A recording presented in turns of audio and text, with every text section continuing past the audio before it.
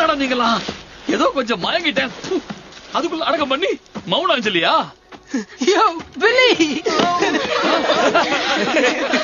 எப்போ முடிஞ்சிச்சுன்னு நினைச்சிட்டேன். Oh my God, யார் வந்திருக்கான்னு பாத்தீங்களா? ஹாய், சாரி, நான் கவனிக்கல. நீங்க வரதுக்கு முன்னாடி நான் கொஞ்ச நேரம் குழியில பாடியா இருந்தேன்.